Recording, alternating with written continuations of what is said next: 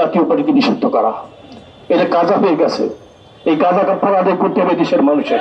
কিছু মানুষ আছে তারা জানাজা গেলেও নির্বাচন, মিলাদ মাহফিলে গেলে নির্বাচন চিকেন করতেই থাকে। গণ অভ্যুত্থানের আগে এদেশের মানুষের মনে প্রশ্ন সৃষ্টি হয়েছিল, দেশটা কে চালাচ্ছে, কারা চালাচ্ছে, দেশি সিদ্ধান্তে চলছে না বিদেশি সিদ্ধান্তে চলছে।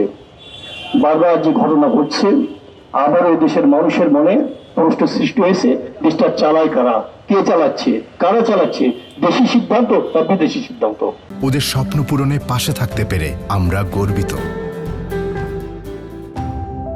বিশেষ করে আপনারা জানেন, গতকাল গণ অধিকার পরিষদের চেয়ারম্যান বিপি নূর, তাকে চেনে না এমন মানুষ বাংলাদেশে নাই।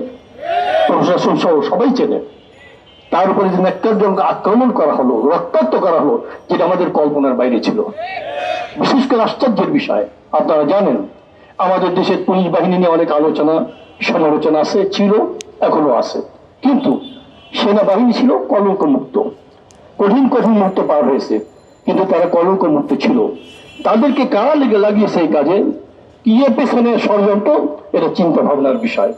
আমরা মনে করি দেশকে নিয়ে ষড়যন্ত্র শেষ হয়ে যায় নাই, এখনো ষড়যন্ত্র চলমান, কিন্তু আমরা এদেশের মানুষ এই ষড়যন্ত্র বাস্তবায়ন হতে দিব না। আওয়ামী লীগ নিষিদ্ধ করা হয়েছিল, বাকি ছিল জাতীয় পার্টিকে নিষিদ্ধ করা। এটা কাজা হয়ে গেছে।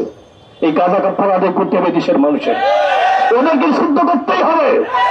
আজকে দলীয় প্রধানকে রক্ষাক্ত করা হয়, আগামীতে আরো কত ঘটনা ঘটবে জানি না। আমরা বারবার বলে আসছি, সুষ্ঠু একটা নির্বাচনের লক্ষ্যে পিআর সিস্টেমে নির্বাচন দিতে হবে। কিন্তু একদল আছে, কিছু মানুষ আছে তারা জানাজা গেলেও নির্বাচন, মিলাদ মাহফিলে গেলে নির্বাচন চিকেন করতেই থাকে। আর আমরা বলছি নির্বাচন আমাদের আপত্তি নাই, পিআর সিস্টেমে নির্বাচন দিবেন, যে সুষ্ঠু সুন্দরভাবে নির্বাচিত হবে জনপ্রতিনিধি, দেশটা সুন্দরভাবে চলবে। এই দেশটা সুন্দরভাবে যারা চালাতে দিতে চায় না, তারাই কিন্তু নির্বাচন করে। আমরা চাই নির্বাচন, কিন্তু সুষ্ঠু নির্বাচন লক্ষ্যে পিআর সিস্টেমে নির্বাচন দিতে হবে। আবার বলি, এই গণ অধিকার পরিষদের চেয়ারম্যানকে যারা রক্তাক্ত করেছে, এদের বিষয়ে তদন্ত করতে হবে, সব বিচারের আওতায় আনতে হবে। তা না হলে এদের আস্ফোরণ আরো বাড়তে থাকবে, আর আস্ফোরণ বাড়তে থাকলে এদেশের মানুষ কিন্তু চুপচাপ বসে থাকতে পারবে না।